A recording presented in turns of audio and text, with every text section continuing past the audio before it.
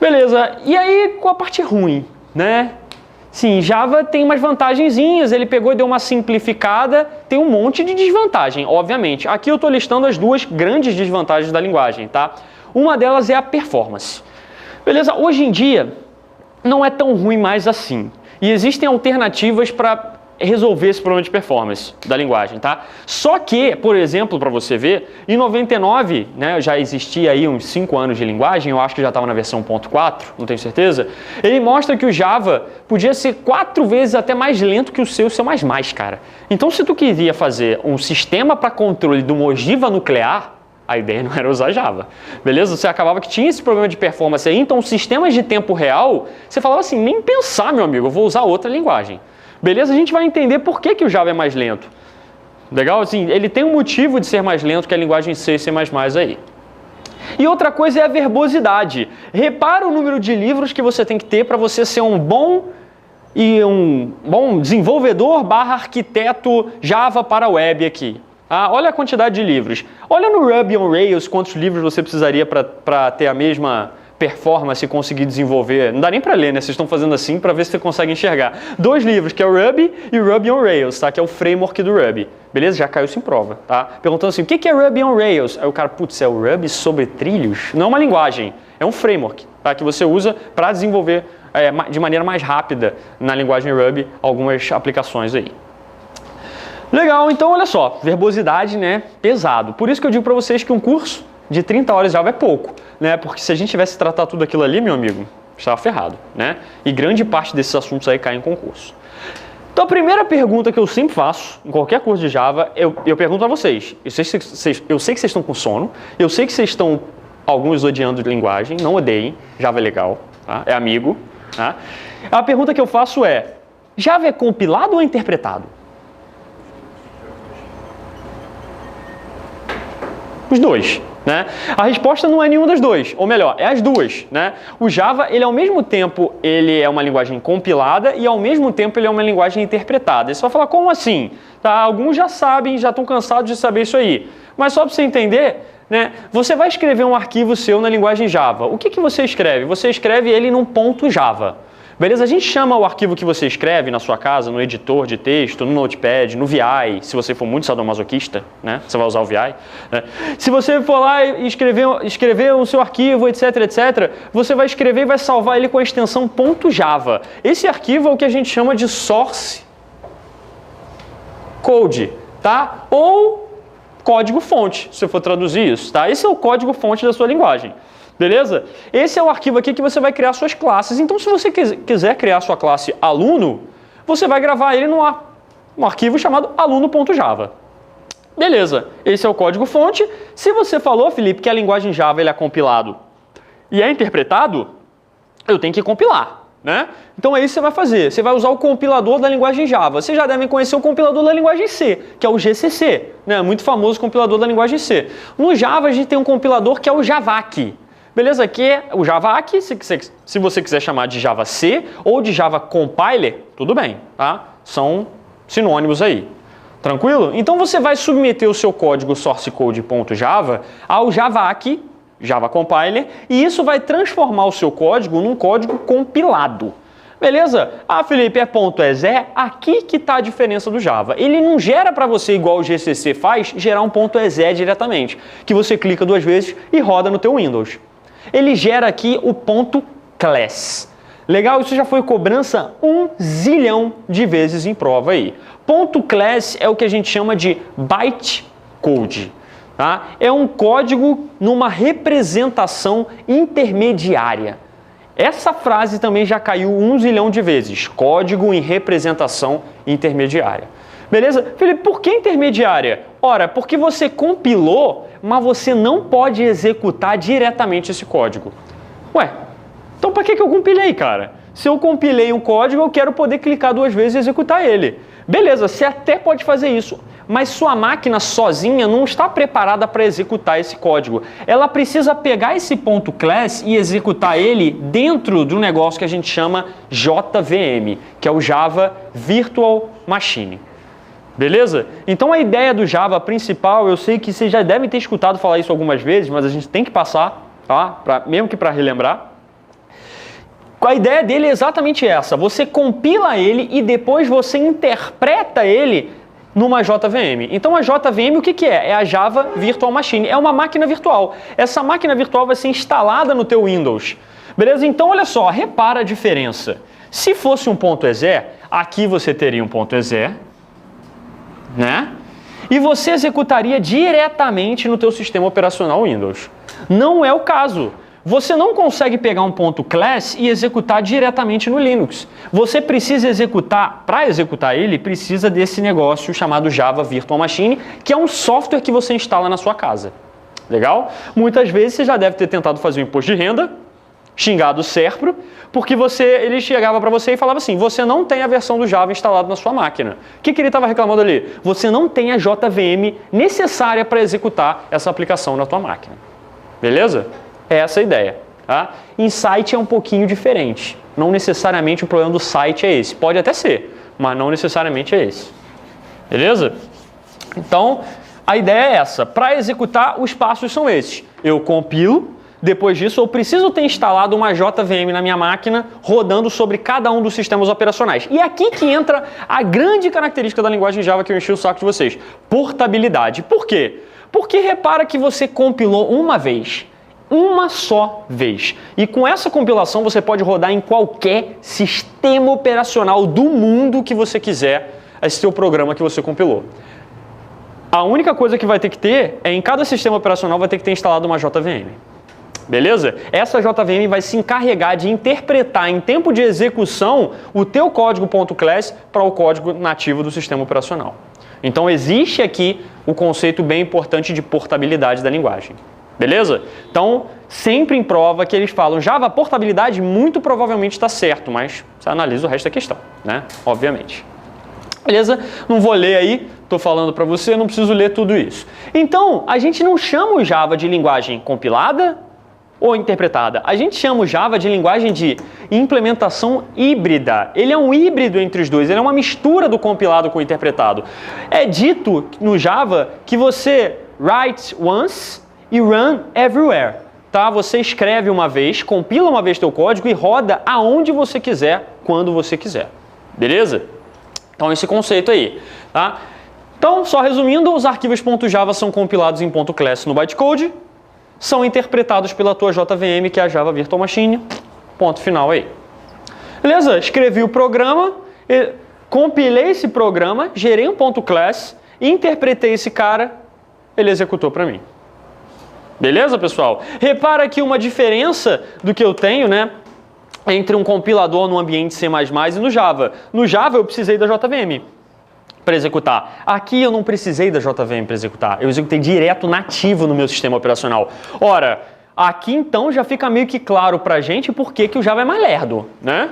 Por que ele tem um problema de performance aí? Aqui eu executo cada instrução por instrução direto pelo meu processador, né, da minha máquina. Aqui não. Cada instrução eu tenho que pegar na JVM e interpretar ela para executar ela no meu processador. Então a gente tem aqui um problema, um gargalo aí de performance. Já melhorou muito e a gente vai ver aqui que existem alternativas para reduzir esse tempo.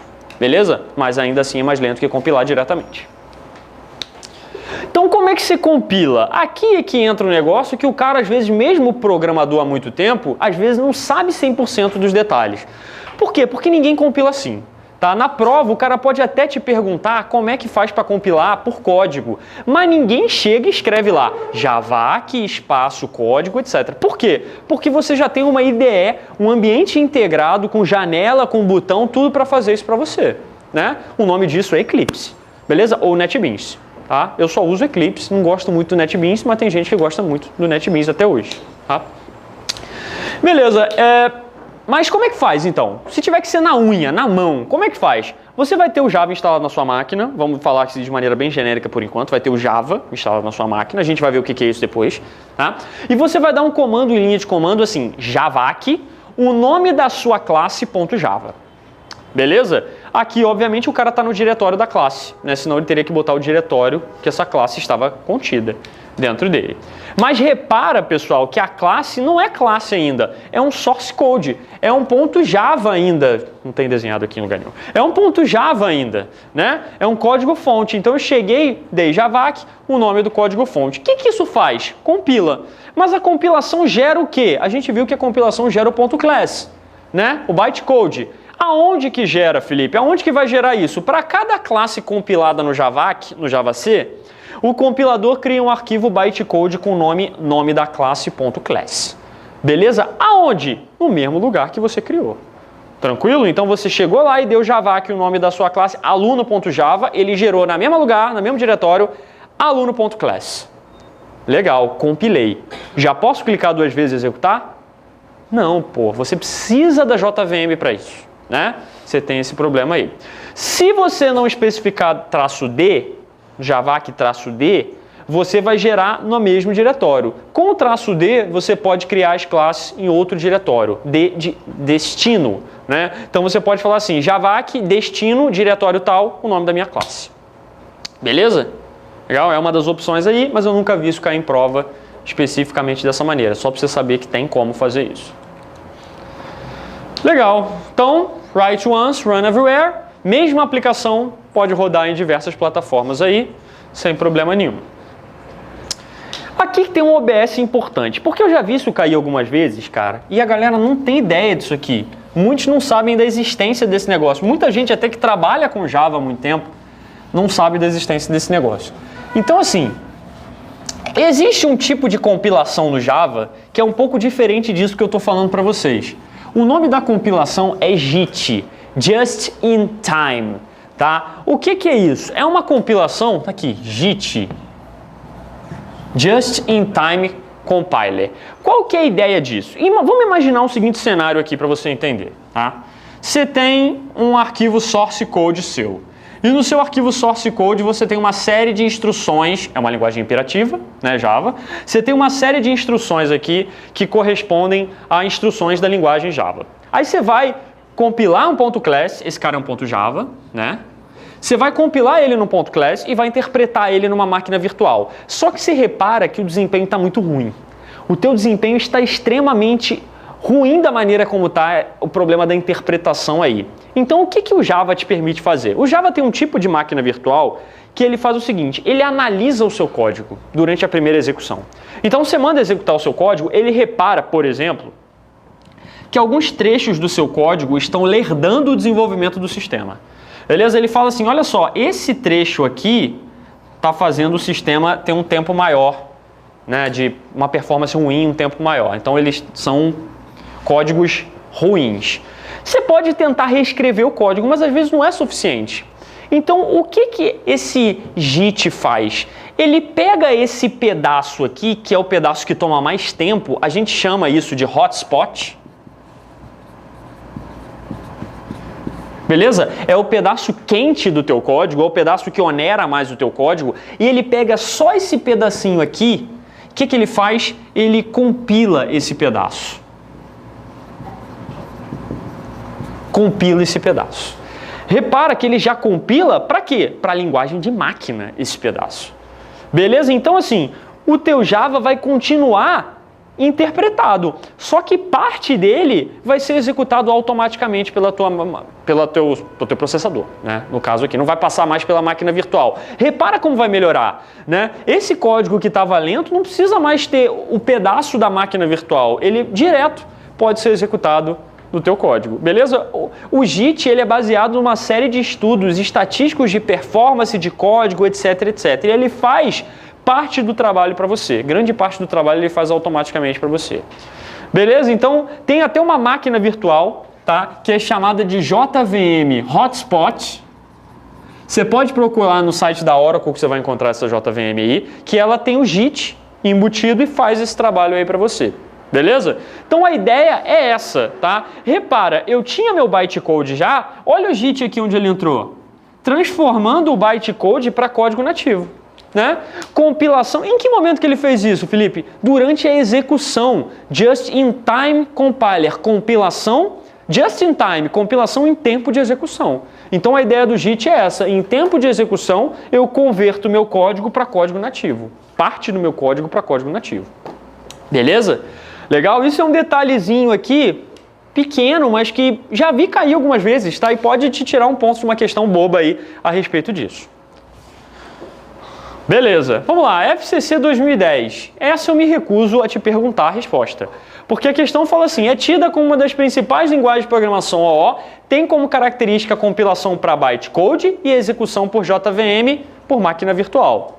Por favor, não vou, ofender a sua inteligência com essa pergunta aí. Mas é bem fácil, questão da FCC de 2010. Na Sesgran Rio 2011, ele já perguntou o seguinte, muito utilizada para desenvolvimento de aplicativo web, a tecnologia Java tem como principal característica gerar aplicações que rodam em qualquer dispositivo que tenha acesso à internet, utilizando, entre outros recursos, que software? Qual letra aí, pessoal? Letra E, né? Cuidado, tá? De brincadeira aqui, mas não brincadeira. Já vi eles cobrarem JVM em duas opções, dando respostas diferentes para o que significava JVM, tá? Java Virtual Machine, Java Virtual Memory da vida, alguma coisa do tipo, tá? Então, às vezes, o cara só decorou JVM, JVM, JVM, chegou na prova, não sabia o que era JVM, né? Máquina virtual Java. Beleza, aqui na CEPERJ ele te pergunta... Você vai ver que eu tenho questões de todos os tipos de banca, tá? Não tenho preconceitos com banca. Cai concurso? Vai te pagar algum salário? Eu vou trazer a questão aqui relacionada a alguma banca do tipo, tá? O código de óbvio que a gente vai trabalhar com as bancas mais cobradas e que os salários são melhores, né? Então, CESP, FCC, Sesgran Rio, a gente vai trabalhar mais em cima dessas. O código de um programa de computador escrito em Java é compilado por uma forma intermediária de código, legal, a gente já viu, que é interpretado pelas máquinas virtuais JVMs. Esse processo apresenta portabilidade como grande vantagem. Essa forma intermediária é denominada do que, pessoal? Bytecode, beleza, por favor, não marquem shareware. Cara, ainda existe shareware? Nunca mais vi esse conceito. Depois da década de 90, não. Hã? Depois da década de 90, não. Depois da década de 90, não. Tô meio atrasado. UFBA. O código-fonte de um programa de computador escrito na linguagem Java é compilado por um formato intermediário conhecido como bytecode. Verdadeiro? Sem problemas aí, né? CESP 2012 TRE.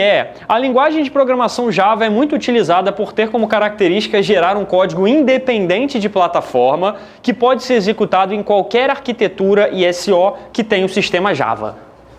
Sem problema, né? Muita gente, os alunos costumam contestar comigo e falar assim, Felipe, sistema Java?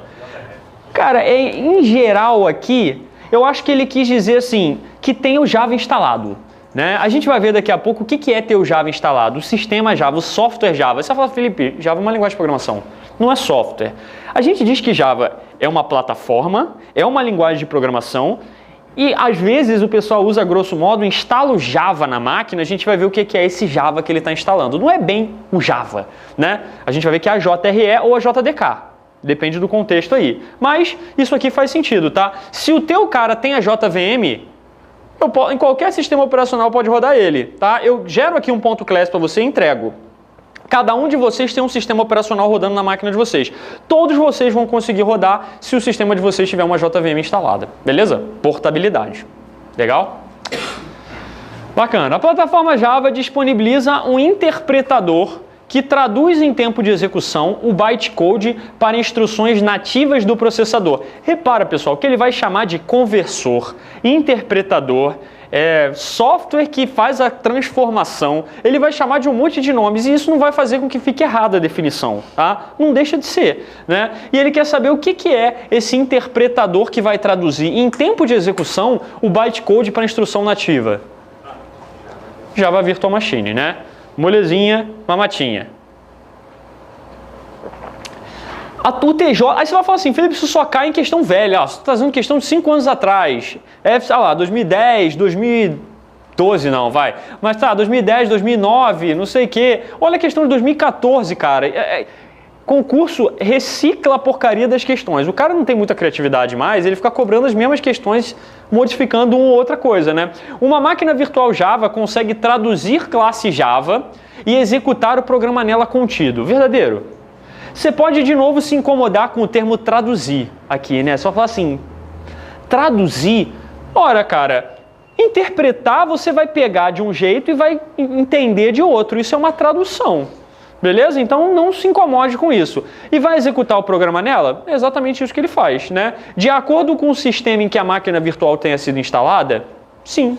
De acordo com o sistema operacional que a máquina tiver. Se tiver no Windows, ele vai executar o sistema para o Windows. Se tiver no Linux, vai executar para Linux. Resposta certa sem problema nenhum. Portabilidade de novo. Tá? Então, vê como portabilidade é uma palavra-chave para resolver N questões desse assunto aí. Um minutinho para você ler as alternativas aí para a gente fazer essa junto. O usuário pede instalar o Java 751. Não é a linguagem Java, isso é o quê? A gente vai falar daqui a pouco. A gente vai falar daqui a pouco. 2 minutos. Acabou essa questão, se eu não me engano. Marca aí.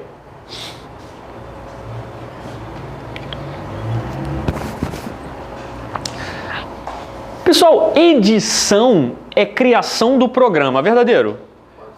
Pode ser, né? Se eu estou editando, é forçando, né? Forçando um pouquinhozinho, né? Eu estou editando, eu estou criando o programa, tá? Que também é chamado bytecode. Código-fonte, source code, né? Se eu tenho o código ali que eu estou editando, é o ponto .java, é o source code, beleza. Então tá errado a 1 já, né? Tá, não ajudou muito. Letra A. Letra A é aquela hora que você fala assim, pô, essa eu tenho certeza que está errada na prova, né? Aí você vai assim, filha da mãe. 2. Compilação é a geração de um código intermediário chamado fonte. Ruim, né? Compilação é a geração de um código intermediário chamado bytecode, né? Bytecode. Que é um código independente de plataforma. Perfeito. Mas não é bytecode, já melhorou. Né? Não melhorou muito, só eliminou mais uma. Tá de sacanagem essa questão. 3. Na interpretação, processo de interpretação, a máquina virtual Java ou JVM, beleza, analisa e executa cada instrução do código bytecode. Aí tá bom, né? Faz uma análise, né? Traduz, como você quiser chamar. Eu chamo a atenção de alguns termos que já foram usados anteriormente em prova, porque às vezes eles caem de novo e tu fica achando que esse é o erro da questão. Né? Então assim, já caiu, traduz, executa e analisa, etc, etc. Beleza? Então não tem problema nenhum. Interpreta, como você quiser chamar. Na 4 ele fala, na linguagem Java a interpretação ocorre apenas uma vez e a compilação ocorre a cada vez que o programa é executado. Contrário, né? Compilo uma vez só e interpreto várias vezes. Write once, run everywhere. Né? Então a gente tem só a 3 como resposta certa. Marquei para vocês os erros aí nas outras alternativas. Belezinha? Só mais 2 aí. PAC-TCB, PB, não sei que porcaria de banco é essa. Os compiladores Java, que ao invés de interpretar bytecode, olha só o que ele está falando aqui. Tem um tipo, uma classificação de compilador que não interpreta o bytecode. Ele pega e compila eles em tempo de execução. Como é que é o nome desse cara? JIT, né? Já caiu em prova. Tá? Repara que a Hemobras também tentou cobrar um pouquinho parecido. Ele virou e falou assim, o Java é compilado tipicamente por um compilador JIT. Verdadeiro, pessoal? Tipicamente por JIT? Aí não, né? Tipicamente compilado pelo compilador e interpretado. Caso tenha problema de performance, aí sim a gente pode chegar e fazer uma alteração. Aí ele fala no final, porque a interpretação de uma máquina virtual requer memória alocável antes da execução. Beleza, requer, mas não tem nada a ver com o resto da explicação. Então, viagem total na maionese aí, misturou 2 conceitos que não tinham nada a ver. Tá? Esse é o tipo daquela questão que você olha e fala assim, caraca, parece que tem alguma coisa que faz sentido aí, né? Mas o cara misturou 2 termos que não tem absolutamente nada a ver, que é compilação JIT com memória alocável antes de execução. Obviamente ele precisa de memória. Como é que tu vai executar qualquer coisa lá? Você já passou por problemas desse tipo, tela azul na sua vida porque não tinha memória, né? Então, beleza? Precisar de memória alocável ele precisa. Passou 2 minutos? Pô, desculpa então. Tudo valeu. Então agora eu posso te falar o que é que ele reclama para você quando você vai instalar a porcaria do programa do IRPF, né? Vai perder dinheiro, vai ter que pagar lá para o seu imposto de renda, e ele vai lá e fala assim, ó, além de tudo, você ainda tem que perder seu tempo instalando Java 1.7.53, né? O que ele quer ali? Ele quer executar alguma coisa, alguma classe Java na sua máquina, né? Quando ele quer executar, ele precisa do quê? A gente já falou, de uma JVM, né? Aí você fala assim, beleza, então eu vou lá no site da Oracle, eu vou escrever... Não, melhor, eu vou no Google e eu vou escrever assim, download JVM. Você não vai achar. Então você vai falar, mas você falou que eu tinha que instalar JVM na máquina, beleza, você tem que. Mas não tem que baixar a JVM, você tem que baixar o software que contém dentro dele a JVM. E o nome disso que você tem que baixar é JRE, Java Runtime Environment. Beleza? É o ambiente de execução do Java. Se você for traduzir Java Runtime Environment, é isso que significa. Beleza? Então, instalar o Java 1.7.59 na tua máquina nada mais é que instalar a versão 1.7.59 da JRE. Beleza? Dentro dela, olha o que o JRE tem dentro dele. JVM. Olha o que a JVM pode ter dentro dela. O JIT, lá dentro. Pode ser que ela tenha, né? Dependendo da JVM que for. Beleza? Então isso aqui é um esquema importante você entender. Porque isso contém isso contém isso e isso contém isso. Tá? E essas caixas não estão por acaso uma dentro da outra aí. Isso aí é assim que funciona. Tá? Aí você vai falar, Felipe, isso aqui, ó. Eu instalei isso aqui, o JRE na minha máquina. Fui lá e instalei, né? Já consegui fazer um imposto de renda. Legal. Mas agora eu quero desenvolver aplicações para a linguagem Java. Eu posso usar esse cara aqui para desenvolver? Não pode. Esse cara, para desenvolver, primeiro passo de conversa, o que tu precisa? Compilador. A gente já falou aqui, Javac, nome da classe, né? Esse cara aqui, ele tem um software chamado Java, que é para executar, né? Java, ele chama JVM.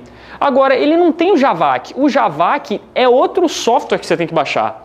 O nome desse outro software que você tem que baixar é JDK, que é a sigla também, que significa Java Development Kit. É o kit de desenvolvimento do Java. Beleza?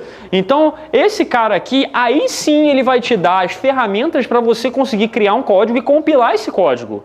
Beleza? Hoje em dia ninguém baixa mais nada disso. Porque o cara baixa o Eclipse vai lá, instala essa JDK na tua máquina, a JDK tem a JRE, a JRE tem a JVM e você tem tudo que você precisa para executar. Qual vai ser o seu problema? No outro ano, quando mudar a versão do Java, você vai estar com a versão velha do JRE. Aí tu vai precisar atualizar a versão do JRE para tua máquina. Beleza? E porque às vezes você tem um programa, está com a versão. Quando atualiza, vamos supor, para o 8 alguma coisa, para de funcionar. Isso é fogo, né? É. Porque nem sempre a tua versão nova ele deveria, mas nem sempre ele dá suporte para 100% de todas as aplicações que estavam previstas para versões velhas. Legal? Mas isso é até uma falha, né, que eu considero da linguagem grave até, porque já aconteceu isso comigo também. Falha do Java ou falha do programador? Não, falha do Java mesmo. Isso é muito comum. Né? Muito comum acontecer. Você chega, por exemplo, e usa uma versão 1.7, né, que a gente está falando. A gente não está mais na 1.7, a gente já está na 1.8, já pode baixar 1.8. Mas vamos supor que a 1.7 use uma biblioteca que na 1.8 não existe mais. Então você instala 1.8 na tua máquina, aquela lá da 1.7 precisava de uma biblioteca. E aí o que você tem que fazer? Instalar 1.7 também. Às vezes ficar com duas JVM na tua máquina e conseguir ficar trocando a versão da JVM para execução em determinado momento. É isso às vezes você tem que fazer. Aí você tem que mudar o que a gente chama de class path da tua máquina, né? A tua máquina tem que enxergar como versão corrente a versão que você quer naquele momento, né? E às vezes tu tem que ficar trocando nesse momento. Mas é por isso, é muito comum de acontecer mesmo. Você instala, o programa X está precisando da versão nova, eu vou lá e instalo. Aí o programa que você já usava anteriormente não funciona mais. Mas é por causa disso, porque ele pode usar bibliotecas, APIs, uma série de classes que na nova versão não existe. Então você precisa ter as duas instaladas na tua máquina. Eu considero isso uma falha na linguagem, porque a versão 8 ele devia dar suporte pelo menos para a versão 7 inteira, né? Não tem lógica. Não tem lógica. Mas a ideia é essa, tá, pessoal? Então, ó, JRE é o Java Runtime Environment, R de rodar, beleza? Se você não lembra, você vai lembrar, você vai olhar e vai falar, R é para rodar alguma coisa, e o D é para desenvolver alguma coisa. Ferramentas de desenvolvimento, ferramentas para rodar ou para executar alguma coisa no teu computador. Tranquilo? O que é que tem dentro do JRE? JVM, mais uma série de bibliotecas e classes necessárias para o teu código. O que é que tem dentro da JDK? Compilador, debug, uma série de outras coisas, mais a JRE inteira. Perfeito? Se eu falar, Felipe, mas na JDK só tem Javac? Não, cara, tem ferramentas para você debugar seu código, ferramentas para você empacotar o seu código, perdão, é uma série de outras coisas. Tranquilo? Então é uma série, um grupo de ferramentas aí para você trabalhar.